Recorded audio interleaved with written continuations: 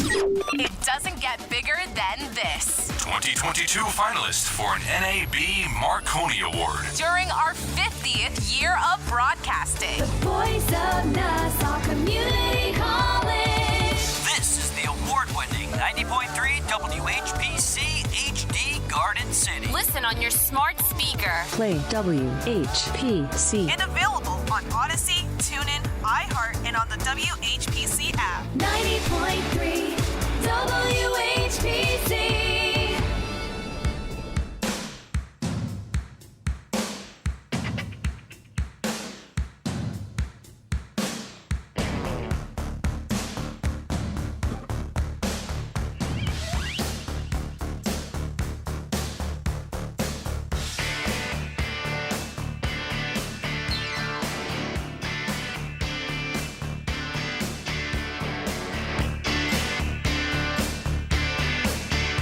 .3 WHPC, Garden City, New York.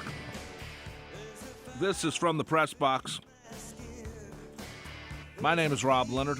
Joining me, of course, is my brother and award-winning sports writer and alarm fan, Tim Leonard. Hello, brother. How are you doing? I'm personally doing very well, brother. But some sad news out of Alarmville what? this weekend.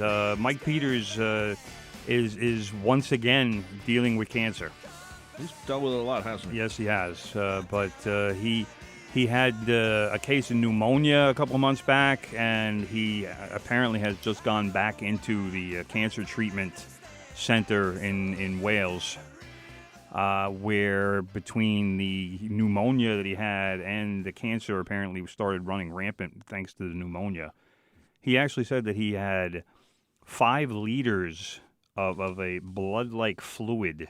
Wow. That was removed from his lungs with a drain. 5 liters.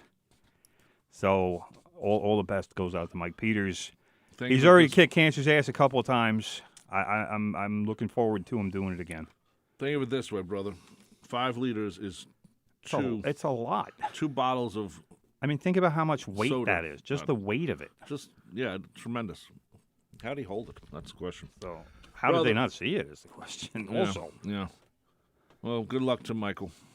By the way, brother, big news out of the NFL. I think this should be our top story. The NFL, according to the Associated Press, will be replacing the Pro Bowl with the Pro Bowl games. Yeah, definitely not the lead story. Featuring week-long skills competitions, flag football. They should include like Madden 2022 or something. I can't wait to see Aaron Donald playing flag football. That'll be fun. And you know what? They could probably get hurt playing that more. I can just see someone getting hurt for that. I understand why they're doing it. They don't want people the Pro Bowl is a joke, right? You know, it always has been. Football is the one sport where you can't just have an exhibition game because football, the game is about hitting. Of course. And you can do it in the NBA, and you can do it in Major League Baseball, and you can even do it in hockey. Because if you open up the ice enough like they have, right, the 3 on 3. You just have guys skating up and down. Right. But football, you need to hit. That's the whole game. That game is hitting. The game is about big physical people hitting each other. I agree. So to do this, first of all, I think this is a good idea. Because I can't stand watching the Pro Bowl. I haven't watched the Pro Bowl in years. I've never watched. The only reason they used to have it out is it still? Oh, now it's in Las Vegas. It used to be in Hawaii. It was in Hawaii, and that was like the treat for the players was they would get to go to Hawaii. They take their wives and girlfriends, right, or wives and girlfriends. Yes, yes. And then they'd hang out in Hawaii for a week, and the NFL picked up everything. Right, exactly. Now it'll be the same thing, except it'll be in Vegas, which is another great place to hang out. Yeah. So. But anyway, I think they should also have a Madden 2022 game. They should. 23. Why not? That's what all these guys do anyway. On their off time, they're playing video games. Yeah, so they should have that, or they should have Fortnite or Apex Legends or one of those games. Yeah, that's what NFL players do these days. And maybe make a game out of it. You know, seriously, make a game out of it. You know, we know that gaming is the fastest growing part of sports right now. It's not fast growing. It has grown, brother. It's monstrous. Well, you know, people are playing Apex Legends for a couple $1 million. TBS. They're playing Fortnite. The winner of a Fortnite tournament a couple of years ago made $3 million. There was on TBS a couple of years ago, maybe it was last year. They had a gaming league. Yeah, it's still on there. Fridays It's at been 11. on. It's been on for a long time. Oh, it is. Okay, I'm here on Fridays, so I don't even. It's been on for a lot of years, brother. Okay, more than and a couple. You know, Jimmy Dolan and not as long as Beatles songs, of course. But, you know. And Jimmy Dolan. We should mention this because this ties into it, and I didn't plan on it. But Jimmy Dolan's building the Sphere in Las Vegas, another arena, but it's also made for the gaming league. Purposely, no with surprise. Screens and light bulbs, and the rumor is that U2 will be the first band to play there. I wouldn't be surprised. And they're already planning a show with all the visuals because they've done that before. Right, U2. That's a specialty for yes. U2. So anyway, that's something better for the players. You know, you're right. I haven't watched the Pro Bowl in ages, and there's no special like if a baseball player gets 10 years as an All-Star. That means something. Yeah, of course. But for the NFL, no one cares. You know? Most of the players, if they aren't actually injured, a lot of them will invent an injury so they don't have to go. Right. My favorite has always been the NBA All-Star Game because it becomes streak ball. It's worse than street ball. Yeah. The NBA All-Star Game, to me, the game has become the worst part of the weekend. Yes, I agree. Because it's nothing but guys shooting from 30 feet now. Right. I mean, they might as well add a 4-pointer into the All-Star Game. I wouldn't be surprised. Whereas, they've done that in that what is that old man league that Ice Cube is running? I don't know, but I know what you're talking about. Yeah, It's three-man. The three-man, yeah. But they have a 4-point shot in that right. league. Or actually, they did. The WNBA put a 4-point shot in their All-Star game. Yeah. You had to go into a circle, a specific circle. Right. That was about 5 feet behind the three-point line. And they didn't shoot very well from the spot. It was like 20, maybe 25%. But why not do that for the All-Star game? Why not put a 5-point spot at half court or something? You know, I mean, I agree. Steph Curry will shoot it. Trae Young will shoot it. I mean, a lot of these guys will try it anyway. I like it when they go one-on-one with each other. Like, I remember, this is years ago, but when Magic, when he retired, but he came back for the All-Star game, and everyone starts, says, "Okay, come at me, Magic." It was fun to watch. But they rarely do that anymore. It's all long passes and just bomb jump shots. There's nothing wrong with 150 to 145 games. No, I'm not saying there is, but there's not a whole lot of passing or teamwork. It's just, inbound the ball, one long pass. Oh, hey, look, he's open at the three-point line, shoot. Yep. It's okay, brother. Let's start out with the big story this week. Well, there's many of them, actually. First of all, Aaron Judge. He tied Babe Ruth's record, but you know what? The American League record is Roger Maris at 61. 61, baby. But people got excited when he got because they figured 61 was right around the corner. They didn't figure we'd have to wait for it. They didn't get excited when he hit 59, which is also held by Babe Ruth, the record. That's not a record. 59 is not a record. Neither I is know 60. that. I don't know why you saying record. Well, There's no record. That's what I'm trying to say, brother. Why do they care about Babe Ruth at 60? Because he's Babe Ruth. Well, why not 59? He was Babe Ruth then, too. But Babe Ruth hit 60. That was the Right. most home runs Babe Ruth hit. He hit 59, and then he hit 60. Right, but that was why when he hit 60, that was why Michael Kay said, "Move over, Babe Ruth, you've got company." Yeah, because that's the number. Record. That's I know, the number. but 60 is Babe Ruth's number. I know that. Just like 714 is Babe Ruth's number. I know that, but it's not a record. It's not a record. No, I'm not saying. So nobody is saying it's a record. I know that, but it is a but everyone somewhat got excited mythical like it was. number. Yes. Well, they also got excited because like I said, they figured he'd be at 61 in a day or two. And it didn't happen. We didn't figure. Nobody figured we'd be waiting 5 days for Aaron Judge to hit another home run. Yeah. So that's been the issue. Aaron Judge, he hasn't gone, or he hasn't gone many spans during the season where he hasn't hit a home run for 5 games. And the problem that I'm having is, especially with this Red Sox series, everything is focused on Judge. Nobody realizes the Yankees just swept the Red Sox. Or that the Yankees have won now 6 in a row against the Red Sox. Right. None of it mattered because Aaron Judge came up, people went crazy. The whole thing was all about let's make noise, let's cheer, and then as soon as the pitcher is going into the windup, the place gets dead silent.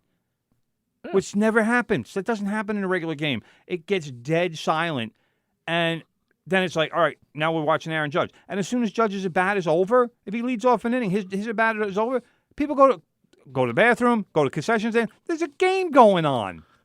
Yeah, but they're treating his at bat like it's the end of an inning or it's time. The only reason these people are there is to watch Aaron Judge. The Yankees don't mind, I'm sure. That's stupid. Sure, the Yankees don't mind. They got extra people. Hey, the seats behind home plate were filled for the first time. Yeah, and I'm sure everybody paid full price to get there, I too. doubt that. I bet you. Don't be surprised, brother. It was a pretty hot ticket. Yeah, well, pretty hot ticket for the Pirates. Is it still and a hot ticket for the Red Sox? Still, I'm sure it's still $1,500. I don't think the Yankees have knocked down the price on those tickets. Maybe they have, but if it is, it's $1,000. Anyway, let's talk about they did sweep the Red Sox, the Sox. And think about it, brother. You're right. 4 games in a row they beat up on the Sox. And nobody knows it because Aaron Judge, and believe me, I'm not upset with Aaron Judge. The guy, he's having a phenomenal, historic season, and I'm absolutely thrilled for him. And I can't wait to hear what the contract numbers are going to be because they're going to be ridiculous. But he's everything that he is doing is now overshadowing the team. The Yankees have won 7 in a row. The Yankees have won 11 of their last 13 games.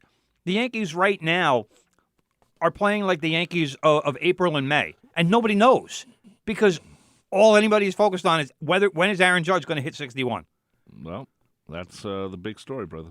The Yankees tonight, if the Yankees beat the Toronto Blue Jays tonight, they clinch the American League East. How many people actually know that? No one. All they want to know is when is Aaron Judge going to hit a home run.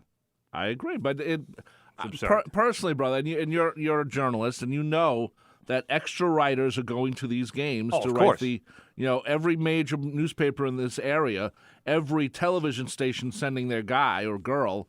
Even the non-major ones. Yeah. I'm sure the Bergen Record had a couple people there, too. Bergen Record's a major paper. Not anymore. Well, whatever you want to say. Not anymore. Anyway, they're sending their guy to do the second story, the third story about what's going on today. Of course. So that's just the way it is. And you know that, and I know that. It would have been. It's blocking the sun, so to speak. Well, Aaron Judge is big enough to block the sun. Yeah. Both figuratively and literally. But right now, I mean, it's almost a good thing that the Yankees went on the road because it seemed like it was a little bit much with what was going on. First of all, the Red Sox, you have to say, they rolled over like dogs. They were horrible. Typical Boston Red Sox way of doing things. Close games. I'll give them close games. All of the games, it was 5-4 in 10 innings, then 5-4, then 7-5, and then yesterday 2-0 in 6 innings because the rains came. But I never thought the Red Sox were going to win any of these games. And they're now so far in last place. The Red Sox magic number to finish in last place is something like 3 or 4. Right. Where all the Orioles have to do is win a couple games, and the Red Sox will lock up last place. So isn't that great? That's pathetic. It really is. I mean, it's you should be almost as happy that the Red Sox. I'm enjoying the fact that they're terrible, and I'm enjoying the fact that my mook friend Croce hasn't said a word about baseball in months because he's that kind of bandwagon fan. He wants to root against the Yankees. Like his whole thing is, the Yankees are going to win 85 games. Yeah, good. And meanwhile, they won 60 in like the first 2.5 months of the season, and it was ridiculous. And then when the bad times came in July and August, and everybody started getting hurt, then all of a sudden he pops up on my Facebook page. I told you, my prediction's coming true. This is why I call it the CIP. It's called the Croce Idiot Prediction, because he makes so many stupid predictions that are just based on bias, and. Now and sadly, brother. Now he's like not informed. He's gone. He's nowhere to be found. He's not talking anything about sports. And usually it would be the Patriots and now the Patriots are terrible. Mac Jones just they lost the game yesterday. Mac Jones probably has a high ankle sprain. He's probably going to be out for a few weeks. So it's outstanding. And the Celtics just had to suspend their coach for the season, because apparently he was having an affair with some staffer in the Celtics. Coach is suspended. This is a championship contender suspending their coach for your entire season. I don't know why. It doesn't necessarily make a lot of sense to me, but that's a team policy. He knew the policy, and I'm not going to speculate on who it is, but let's just say that the rumor going around is it might have been the wife of one of his bosses. Well, that's so, different. Well, no, but it's the policy. That's what it's about. I think it's a silly policy because if it's two consenting adults, exactly, we should not care. And now, mind you, they're working for the same company and the same everything, so to speak. Well, that's... But the problem that I had with that whole episode was that here's Brad Stevens and some of the Celtics brass. They do a press conference, and Brad Stevens is out there saying, "Well, the bad thing about this is that we have a lot of very talented women who work for this organization." What do you say? Here's the quote. We have a lot of talented women in our organization, and I thought Thursday was really hard on them. Well, and he says, nobody can control Twitter speculation and rampant, but I do think we as an organization have a responsibility to support them now, et cetera, because a lot of people were dragged unfairly into that. Well, that was his fault.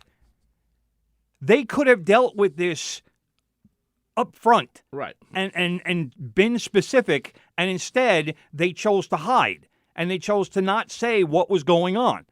So what happens when people hide and they don't tell you what's going on? Twitter goes into overdrive. Right. And every woman who works for the Celtics probably was speculated at some point to have been the woman with Udoka. Right. So that's the whole. I mean, and first of all, he's engaged to Nia Long, the actress. Wow. Why is he cheating on anybody? That's besides the point. But Brad Stevens could say all he wants about, well, this is so unfortunate and this is difficult. You should have done this. Stop crying me a river. This is all of your making. You could have dealt with this responsibly and up front, and instead you chose to hide and you chose to not say what happened. So this is on you. If it's consensual, it shouldn't matter. It might be ugly. It might not be the best thing publicity-wise for the team, but if it's two consenting adults who agreed to this, who are attracted to each other, then you work it out that way. I understand that, and I agree with that aspect of it. But my point is that the Celtics dealt with this in as bad a way as possible. I'm talking about how the team dealt with it. Whatever happened, consenting adults, I don't care. Do whatever you want. But if it's a team policy, you have to know that if you're entering into some sort of relationship like that, there's going to be an issue. There's no secrets anymore in society. It doesn't happen. No, it doesn't. Somebody, especially the coach of the Celtics, you think you're going to be able to go out and nobody's going to notice you? That's a good point. Everybody's got camera phones, brother. I have a camera phone. Even you. So anyway, so Boston sports is crumbling. I'm very happy about that. I know you are, brother. So anyway, like you said, the Yankees' magic number is 2. Then they're playing the Blue Jays tonight. So any win over the Blue Jays, it's over. If the Yankees win tonight, pop champagne, have a little mini celebration. Yep. Don't go crazy like the Mets did or like some of these other teams. It's cool. It's cool. They're going to win the division. Playoffs, I think that's the main thing. Make the playoffs thing. win a division just like you're expected to. To me, that's the main thing. As long as be cool. That's all. Yeah. Well, everybody just say, hey, all right. Better things, bigger and better things to come. Real celebrations to come. You hope so, brother. So, but if you're in Toronto, hey, trash their place. Who cares? No, you don't do that. You don't. You know what? New York's never trashed anything after a win. Championship. No, I'm talking about the team. I'm not talking about the fans. Oh well. No, come on. Trash the Blue Jays clubhouse. Who cares? Oh, that's the clubhouse. That's not even trashing. That's funniest quote of the night last night, brother. Yes. Aaron Judge was asked, will his family go to Toronto? Will they follow the Yankees to Toronto to see him possibly break the record? Because he still needs 2 home runs to break the record. Right. And Judge, he's got an underrated sense of humor. He seems it because he smiled. He's not as funny as Jeter. Jeter was very funny. Jeter was dry. But they're very similar personalities.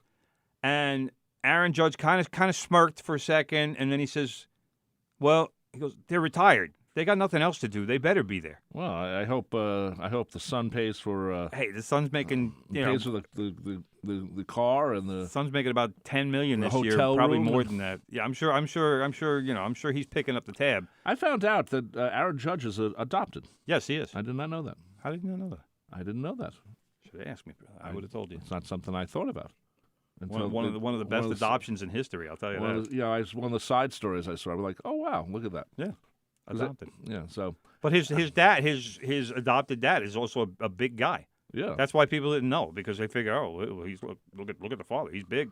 Son's huge. Yeah, it makes sense. By the way, brother, just looking at the wild card standings right now, Toronto is 2.5 in first.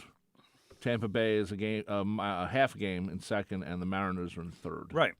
That's why I'm. And the Orioles, brother, if they go on a run, Orioles need to win about 5 in a row to really kind of get close games. to get a sniff. They're 4 games. That is I know, so unusual. But again, brother, my theory. How many games are the Orioles over 500? They are 6 games. There you go. They're not there yet. They're not yet to be. That's 10. why I said you got to win. They got to win about 5 in a row. Yeah. Okay. Because if you look at the records of the teams that are in the wild card right now, I think the lowest one is like 13 or 14 games over. Yeah.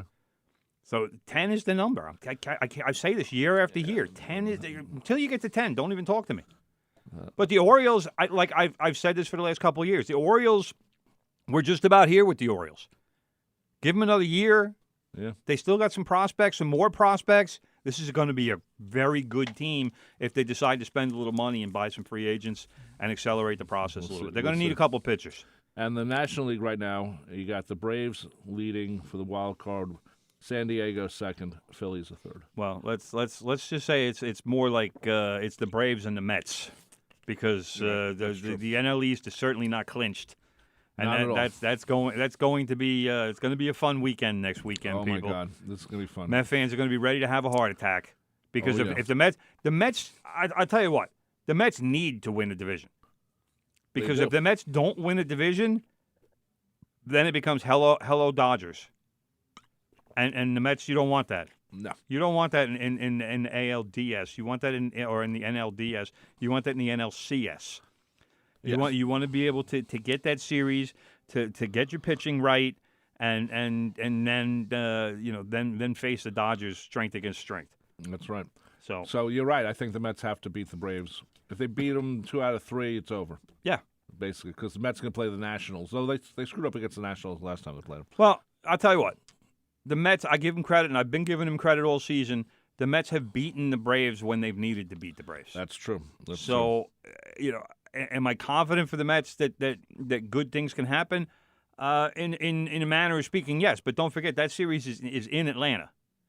So that's going to make it that much tougher. And I will point out something, because we're bouncing around topic to topic here, brother. It's okay. There's nothing wrong with that, by the way. But I will say that Jacob deGrom, brother, the normally I saw that game Saturday. Dominant Jacob deGrom. Well, I'll give deGrom a pass on Saturday because Angel Hernandez was the home plate umpire and he's awful. But in his last 3 starts, Jacob deGrom has given up 11 runs in 15 innings. That is awful. That's true. I don't even know who to compare it to. You can't. You're not comparing him to Jacob deGrom. That's for sure. No. By the way, before we get off the Yankees, Miguel Andujar, has been designated for assignment and was picked up by the Pittsburgh Pirates. I don't understand that, but this is a guy who in 2018 was the runner-up to Shohei Ohtani for the American League Rookie of the Year. And if the Yankees had wanted to trade him at that moment, could have traded him for anyone, superstars. Yep. He could have been the centerpiece of a trade for almost anybody in the league. And now we've gotten to the point where the Yankees didn't know what to do with the kid. He actually has turned himself into a decent outfielder, which surprised me because I saw him play the outfield last year, and I thought he was awful. I thought it was a lost cause. But he actually turned himself into a halfway decent outfielder. He's not going to play third base for Pittsburgh because they have Ke'Bryan Hayes, Charlie Hayes' son, who already has a long-term contract with the Pirates, and he's not moving. He's one of the best defensive third basemen in the game. So Andujar will probably play outfield. I'm sure Pittsburgh will give him a shot and see what he can do, but it looked like he was going to go to either the Pirates or the Royals, and the Pirates, however they did it, they got him first, and we'll see what Miguel Andujar does with the Pirates in the National League. But I mean, this is a kid that I think if you give him 500 at bats, because people are looking at Andujar's stats and criticizing, saying, well, what has he done? And look what it's all small sample size. It's all 50 at bats here, 50 at bats there, and it adds up to like 500 or 600 at bats in the last 3 or 4 years. Right. Which it's nothing. You can't judge a player based on part time here and then send him back down, and then maybe he comes up for an injury. But the Yankees have a lot of good players in the system. And Andujar got caught in a numbers game, but again, I still don't understand it. This is a kid who, if you give him 500 at bats or 550 at bats in a season, he's going to hit 280, and he's going to hit 280 with power. I agree, and I understand why they got rid of him. It's a space on the roster thing, but I think he's going to, come back and probably have a couple of good seasons, and Yankee fans go, "Why'd we get rid of him?" Well, so Zach Britton is back after he was been out for a year with Tommy John surgery. He was on a 60-day IL. Right. I tell you what, he did one cool thing when he came back. You know how like the Yankees will have a wrestling belt, and I think the Mets probably have something similar that they give to like the star of that night. Like the players get into the clubhouse after the game, and they'll be like, "All right, who's getting the belt tonight?" Right. And usually it's pretty obvious for whoever who somebody does something. But Zach Britton has gotten he got somebody in the organization to get him an FDNY helmet, and it's going to go to the reliever of the night, which I think is pretty cool. They're going to put the uniform numbers and stickers on the helmet. Oh, okay. For whoever has, and it doesn't have to be the closer or whatever. It's whoever does the job when the job needs to be done. Right. Like if a closer comes in and goes 1, 2, 3, well, all right, you did a good job, but what was the critical part of the game? Yeah, and someone who come got in before was in for 3 innings and get everyone out? Right. Who did the most impressive job? And the reason it's a fireman's helmet is because relief pitchers used to be called firemen. Right. Because they were the guys who came in and firemen put of out the the year. fire. Right. So now it's Mariano Rivera has the American League reliever of the year, and then they named the National League after Trevor Hoffman. So that the whole fireman thing has kind of gone by the wayside. But this is I think it's a nice thing for Zach Britton to do. And I watched Saturday's Mets game, and it just was a sloppy game. And one of the things that happened, brother, I don't know if you heard, but Keith Hernandez was walking, and he missed the curb. Oh. And he fell. Did he face plant? He dislocated his shoulder. He's going to be out for the rest of the season. He's going in for operation. He's going to be out for the rest. He's announcing. He's sitting in a chair. They said he can't, I guess, sit up all the time or something. Maybe he's going in for the hospital this week, and next. Well, he's not going to really record. Give him a shot and let him suck it up. No, but the thing is, there's no more games. I mean, the Mets aren't going to do. The Mets announcing team isn't doing anything unless they do a pregame or postgame show thing. Ron Darling's, I think, going to be working for TBS. Probably, yeah. So, Gary Cohen's not going to be doing it. Well, Gary might end up. He probably will, too. The Mets guys, they do other gigs. Keith probably could, too, if he wanted to, but he probably tells him no. I really don't think Keith even wants to work. I think he lives in Florida. I thought he lived on Long Island. No. I think he lives on. I thought he lived in Florida. I don't know. And if he lives in Florida, you have to have that rule where you have to be in the state for 182 days for tax purposes. Yes. So sometimes I think that's the reason. I could be wrong. But anyway, Keith isn't calling this week's game or next week's game. So just if you're looking for Keith, it's just going to be Ronnie. So who's going to sub for him? They don't have anyone subbing for him. No, they have to. It's got to be a 3-man booth. I'd bring in Mookie, but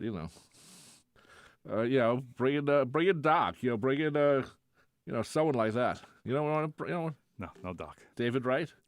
David Wright would be good. David Wright would be good, I think. Doc, the reason I say no for Doc is Doc is not a he tends to mumble a lot when he talks, and he doesn't emit. He's very much. What about Lenny Dykstra? Maybe put him next to Ron Darling. That'd be a lot of fun. Yeah. What about Wally Backman? I think that'd be a lot of fun. Wally Backman would be better than Lenny Dykstra. So anyway. David Wright would be good, though. Yeah, I agree with that, actually. I came up with it. Good job, bro. So Mets are playing. Call your boy Jay Horowitz. Let him know. Yes. Anyway, Mets are playing the Marlins on Tuesday. We know the season doesn't end until they beat up on the Braves, but they have to. That's true. It's a little bit optimistic there, bro. I am. They beat up on the Braves, Yes. not just win, but beat them up. And also the Mets they had scored a new record for the team, or major league record. They were 106 hit by pitch this season. How about that? And Buck Showalter. Do you know what they do? Have you heard about what the Mets? We all know the Mets broadcast is the best in baseball. Let's not get crazy. Yeah, It's good. It's not the good. Yankees. I know that, It's but good. it can't be the Yankees. No, I don't think I've never said the Yankees have the best broadcast in baseball ever.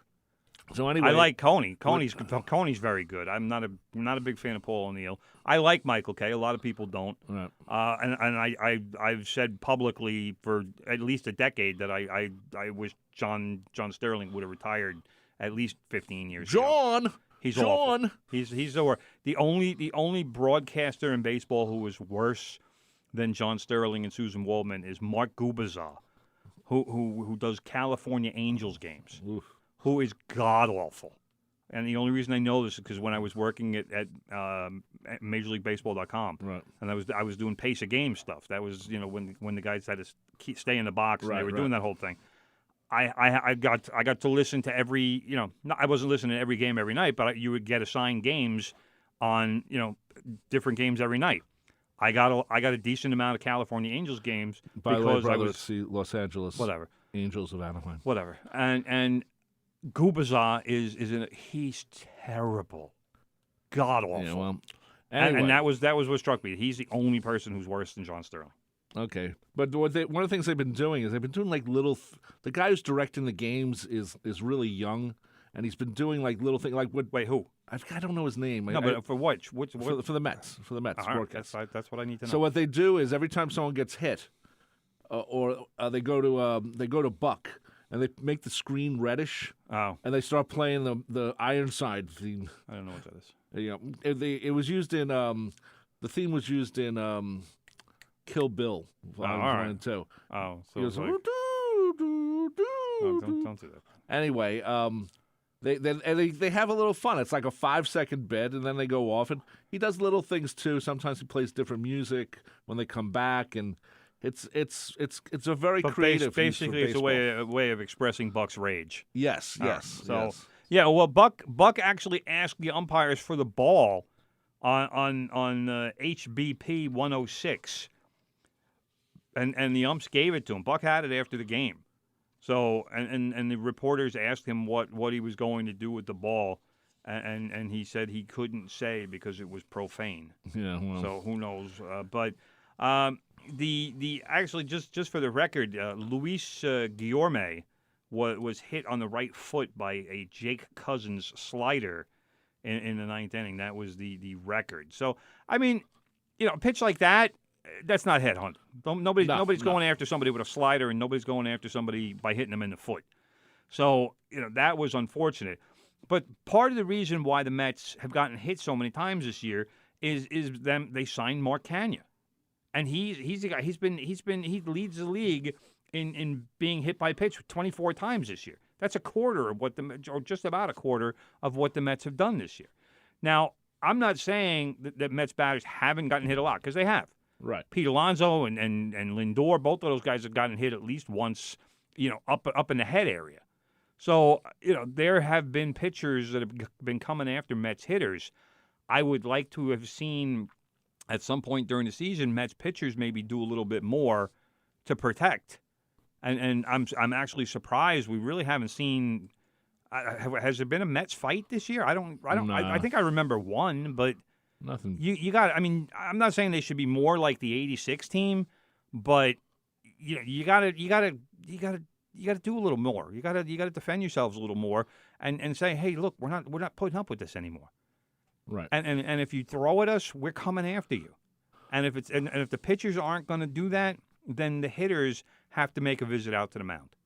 Occasionally, yes. And don't make a visit like Robin Ventura did to Nolan Ryan, but you got to go out and kind of draw the line in the sand and say, look, that's it, we're done. It's not happening again, because if it is, I'm coming out, and we're gonna have some words, and there's gonna be some punches thrown. Yeah. Well, you're right. You wouldn't get that with the '86 Mets. They would have attacked you. No, there were a lot of fights with the '86 Mets. That was a very brash, cocky team. They knew they were good, and they knew that people were throwing at them, and they didn't like it, and so they let you know. They didn't mind. They didn't mind the brawl. Okay, brother. Sad news for Don Mattingly fans. Don Mattingly has announced he will not return to manage the Miami Marlins in 2023. This is the last season of his contract, so he decided not to come back. And the team agreed there'd be no new contract. That's right. So it seems like Mattingly quit before he was going to get fired. Well, I think that I don't think he wants to be the manager of the Marlins anymore. Would you? I think he still wants to manage or at least be involved in baseball, and I think he also wants to spend some time with his family. So it wouldn't surprise me necessarily if he takes a year off. But he's 61. You take a year off at 61, and the door might not open anywhere to get you back in. Right. And I think he wants a shot with a better team. So it could be a kind of pick and choose. Let's see where it goes. I could see like the White Sox job opening up. Tony La Russa has been having health issues, and he's like 80 something or whatever. I mean, he wasn't long for a job at his age. I could see that job opening up, and maybe Mattingly being interested because he's an Indiana guy, and Chicago's not that far from Indiana. But I think he's just in a position where, I mean, he was the Marlins manager for 7 years, and it's been pretty much a rebuild for the entire 7 years. Yeah, I mean, he has had. I'm looking at his manager stats. He hasn't had a winning season with the Marlins. Well, 2020, but they were 31-29. Okay, they made the playoffs. I mean, that was the only season they made the playoffs. They made the playoffs, and yes, it was an abbreviated season. Yes, it was. Right. But the Marlins made the playoffs that year. It was the only year in since he started managing that they made the playoffs. So they were pretty good last year. He was good as a Dodger, man. 446. Yeah, but he wasn't 63. Yeah, he wasn't good enough with the Dodgers. That was the problem. No. And that was before the Dodgers really started spending crazy money. And Mattingly got blamed for a lot of the Dodgers' shortcomings. And then they even spent even more money. The payroll got up to like $300 million at one point when Dave Roberts got there. And then all of a sudden, Dave Roberts was some kind of genius. Yeah, well. Which, it was stupid. Yeah, well, he got lucky. Let's put it that way. Don Mattingly, the Dodgers spent a lot of money, yes. But when you don't have a bullpen other than Kenley Jansen, what are you doing? You're giving games away because you don't want to spend money on somebody to pitch the 7th and the 8th innings. Yeah, if he hadn't gone to the Marlins and went to a team that actually won, there'd be a good argument for him going in as a manager into the Hall of Fame. Well, I mean, not solidly, but if he kept going what he started with, his last season with the Dodgers, he was 92-70. Yeah, but don't forget, brother, two things. Number one, Jose Fernandez. Remember Jose Fernandez, the great right-handed pitcher. That was after Mattingly's first year that he died.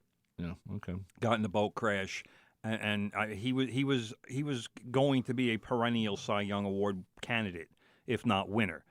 And then not long after that, a couple of years after that, here come the new owners, and here's the fire sale. Christian Yelich is out, Stanton is out, Real Muto is out. So they unloaded a lot of players, and they set this whole thing in motion that, all right, we're going to rebuild with the kids, and they I'll give them credit, they drafted well. The Marlins have a lot of very good young pitching, but they need more bats, and they need more field. They're going to have to trade at least one of the pitchers to get some good bats, and it's a matter of which one they're going to trade. The Marlins have a really good staff right now. Sandy Alcantara might already be the best bargain in baseball. Right. He's on a 5-year contract for $50-something million. He's going to win Cy Young Awards with that contract. I'm looking here also at Los Angeles. Last 3 seasons, well, he's there for 5 seasons. Yeah. He was in first place. Yeah, but it doesn't matter. The Dodgers at that point, all they wanted to talk about was World Series. The Dodgers back then, they were like a stupid European. When were they born? When they were born? 2012, 2013. I don't even remember. But they were like a stupid European soccer team, like Manchester City or Real Madrid or Barcelona. They were like, we're spending so much money that if we don't win a World Series the season's a failure. Yeah, well. And that was the metric that Mattingly was being judged on. And like I said, if you don't have a bullpen which they didn't have. They had a closer. They had all-stars at so many positions. They were like the old-time Yankees. They had all of these all-stars at every position, except they did not have middle relief.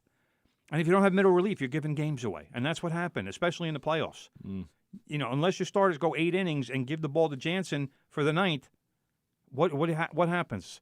6th inning, 7th inning, 8th inning. The Dodgers started giving up runs, and they were losing games. Well, I hope he doesn't take a year off. I think he should try to find a better team.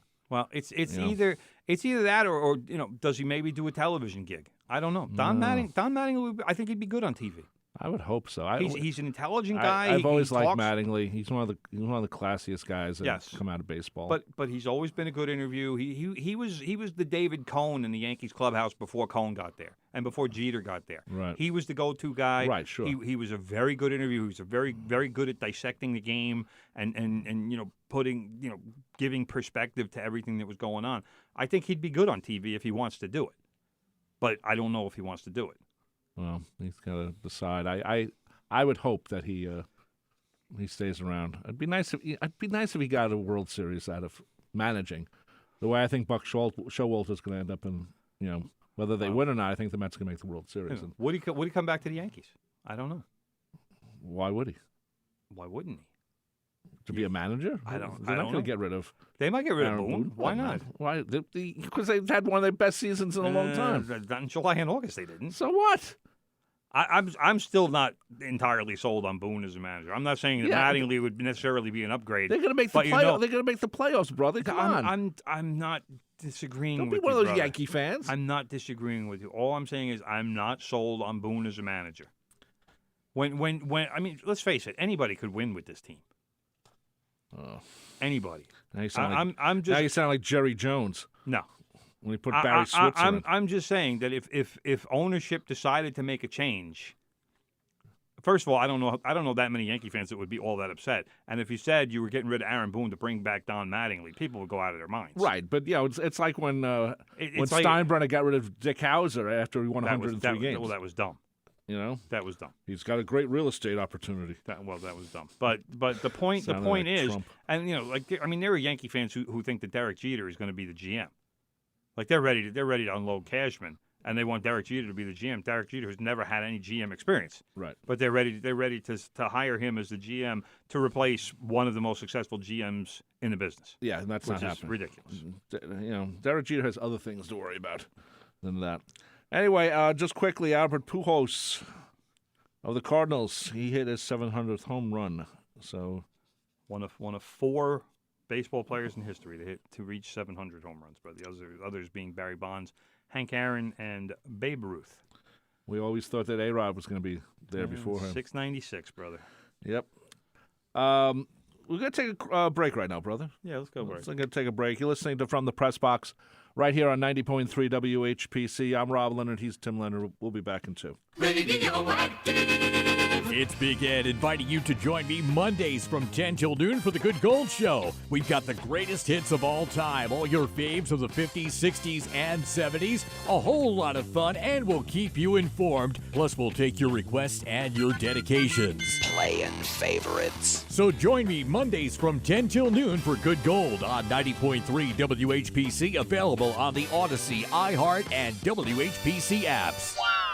Okay. Go. Tell your friends about the Nassau Morning Madhouse. Hear what you're missing. Check it out. I got to-go food, chicken fingers and fries. I feel like when you open a container of food, people come like stray cats. Bro! 3 people circling me like I'm a carcass in the desert. And one of them finally says, those fries look and smell really good. Then finally the person goes, well, I haven't eaten all day. Can I have a fry? Here with that. And then I said, sure, you can have a fry. They walk away. They come back. Next thing I know, picture one of those arcade claw machines, right? Oh my God. This person takes their palm, hand wide open, goes, zoop, grabs a whole handful of French fries. Unlike these other people, I am not a vulture. I am an eagle, and I am allowed to take one without asking. But you know your role. Like, somebody asked me what kind of count did I get from Wendy's. I'm like, why are you worried? This is not for you to know. They're my nuggets. The Nassau Morning Madhouse. Weekday mornings from 7 to 9. Yeah. On the voice of Nassau Community College. 90.3 WHPC.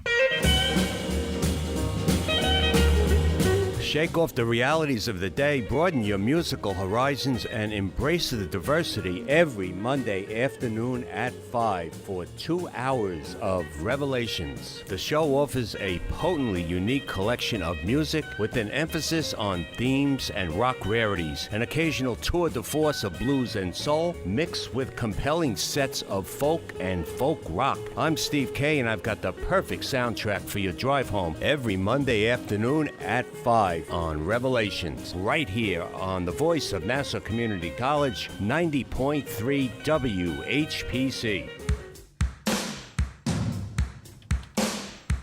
90.3 WHPC, the voice of Nassau Community College. From the press boxes on your radio right now or your listening device, we are part of the Sports Talk family here at WHPC. Sports Talk Monday, Tuesday, Wednesday, Thursday, and Friday, 4 p.m. to 5 p.m. And then don't forget on Tuesdays, 11 p.m. to midnight.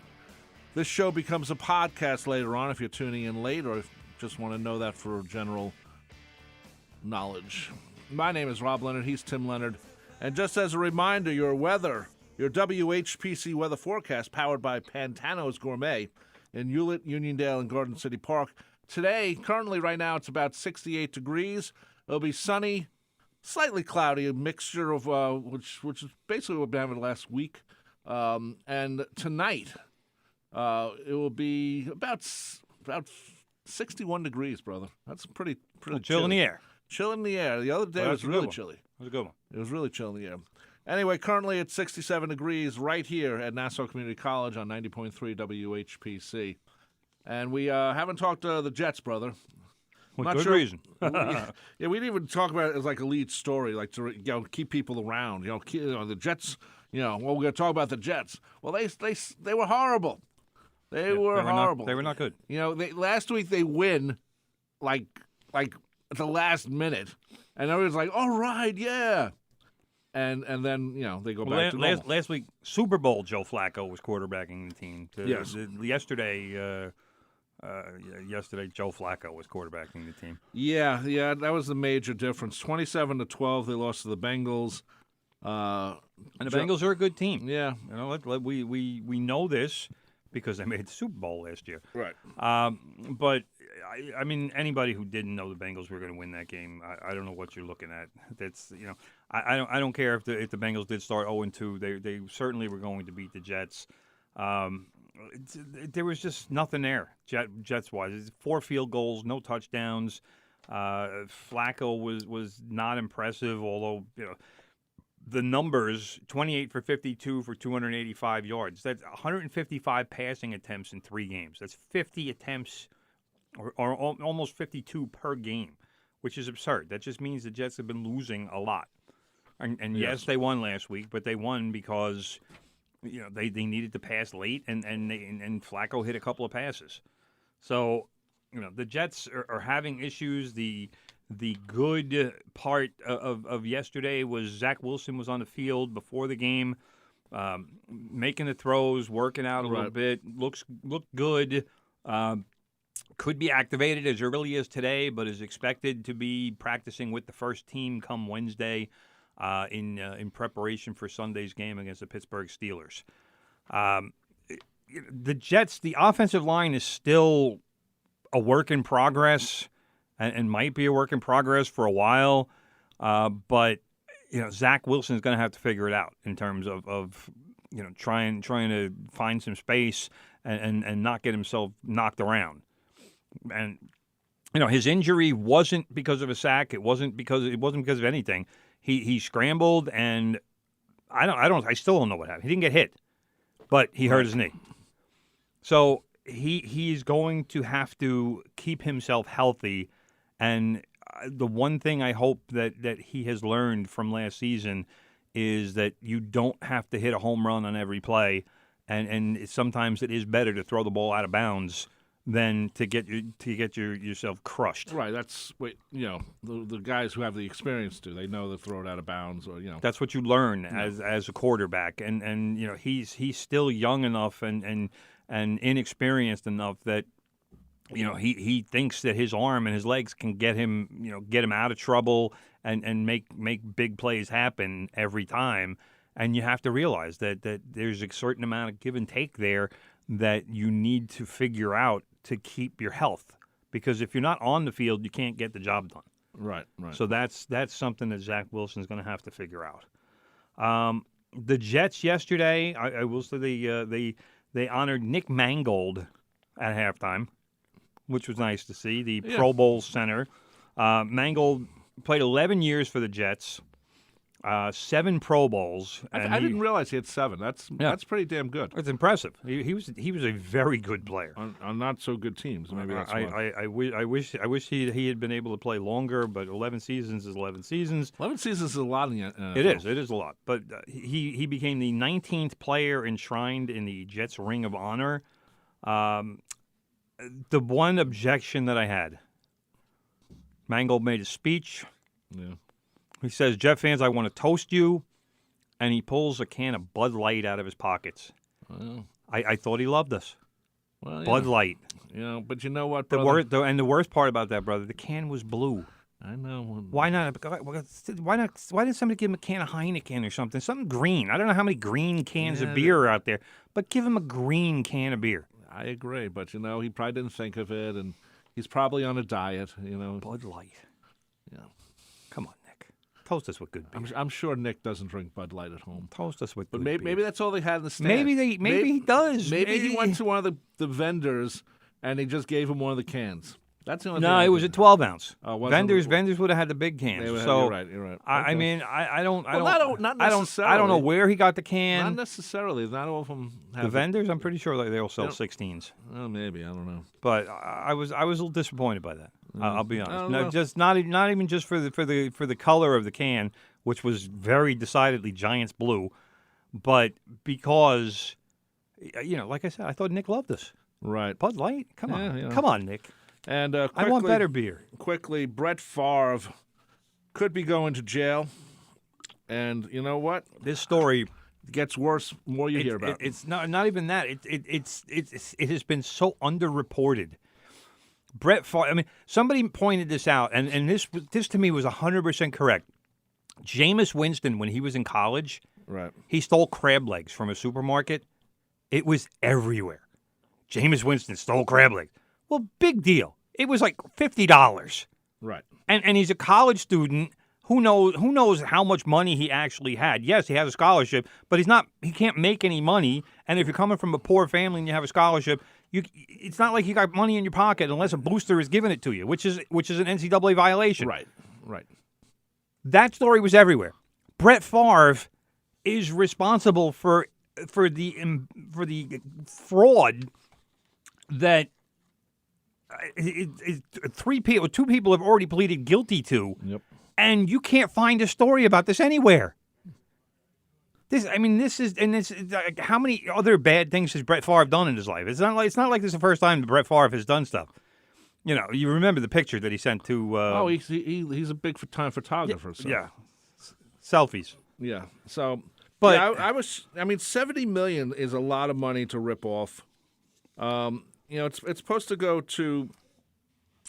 It was supposed to go to welfare recipients. Yeah. It's supposed to go to the poorest residents of Mississippi, which is a poor state to begin with. Right. And instead, he worked some deal out with the governor, the former governor Phil Bryant, to get the money to build a volleyball facility at his daughter's college. It's a Southern Mississippi University. First of all, what do you need a volleyball facility for? Are you kidding me? No. You play in a basketball gym. That's where volleyball teams play. Well, volleyball doesn't need its own facility. They want their own facility Give now. me a break with this. So anyway, we'll see what happens with this because you look at it and it's like $70 million is a lot of money. It's a lot of money, especially for poor people. This is like in Mississippi, poor people. You talk about people living in shacks. Well, they do it with pride, brother, because they're going to pull themselves up. They're the ones who vote against what they should be voting for. Well, but the whole point is that there's $70 million that should have gone to poor people, and instead it was used to build a volleyball facility at Southern Mississippi University, which is just insane. And nothing. Brett Favre hasn't even been charged, and like I said, at least 2 people already have pleaded guilty to this. But he was involved. So yes, there are text messages between him and the governor. And in one of them, the governor responds that he's too old for federal prison. Yeah. That they have to watch what they say. So, and quickly with soccer, brother, because we're running out of time. Well, let's just mention quickly, brother. The Giants do play the Cowboys tonight in Monday Night Football. I was going to mention it, but I want to get the soccer in first. No, there's not that much soccer. But we should say that this summer would have been the World Cup. It should have been. But because it's in Dubai. Because of corruption in FIFA. Really? Holy I know. This FIFA corruption? I know. It's shocking. And FIFA? Shocking, I know. Never used in the same sentence. I'm shocked. Shocking. It's like corruption in Mississippi. Oh. So anyway, but I did want to. Yes, but I do want to mention like Christmas time or something. Yes, all right. I guess we're not going to talk about the Giants at all. I don't care but about yes, the Giants. no. But I wanted to mention about the Giants that Kayvon Thibodeau was making his debut, the first round draft pick. He didn't play in the first 2 games because of an injury, and Azeez Ojulari, who had a calf injury. So the Giants should be coming after Cooper Rush and the Cowboys tonight because they're going to have some massive pass rush impetus. Going after it tonight that they haven't had in their first 2 games. So I'm excited to see what the Giants pass rush can do because it hasn't, they haven't really. They're 2-0, and now all of a sudden they got this dimension that they really haven't had in their first 2 games. I am very excited to see what these 2 guys can do together. Well, I am too. Anyway, let's quickly talk soccer. The World Cup is happening in December. It should have happened already, but you can't play. Even November, brother. I think it starts in late November.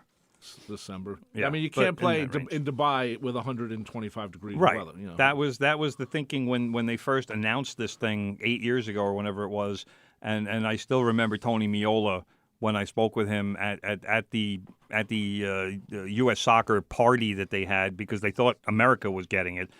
And everybody said the same thing. Dubai, it's going to be 120 degrees, 125 degrees in the summer. How do you play soccer in that? And how did FIFA not think of that when they said, yeah, we're going to give them the World Cup? And instead they decide, all right, well, we're just going to interrupt every domestic league in the world. Yeah, yeah. And have them stop playing for a month and just so we can focus on the World Cup in Dubai. It's the most horrid decision that was ever made.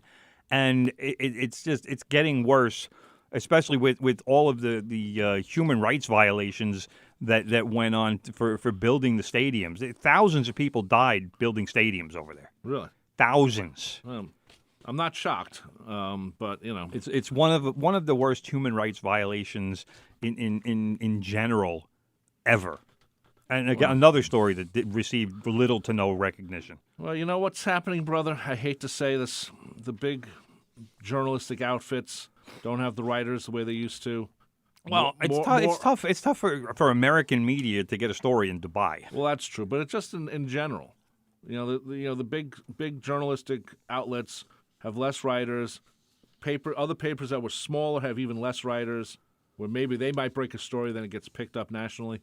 It's just not there anymore. By the way, brother, one more thing. Yes.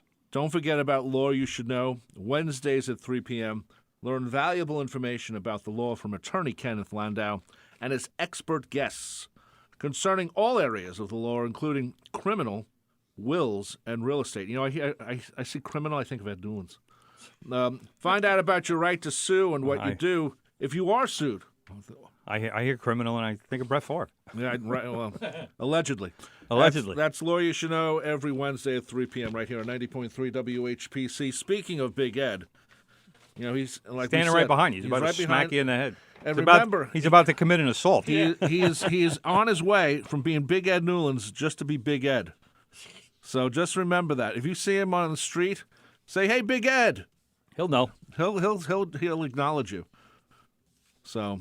But if you're another guy named Big Ed, well, he's working on the trademark Big Ed. There's only one. There's only one. Anyway, I'm Rob Leonard. He's Tim Leonard. Thank you for listening to From the Press Box. This show will be a podcast later on. Stay tuned to Good Gold with Big Ed Newlands right here on 90.3 WHPC. The views expressed on air are not necessarily those of WHPC, its management, or Nassau Community College. Responsible opposing viewpoints will be considered by emailing them to whpc@ncc.edu or by mail at WHPC 1 Education Drive, Garden City, New York 11530. Thanks for listening to the voice of Nassau Community College, 90.3 WHPC.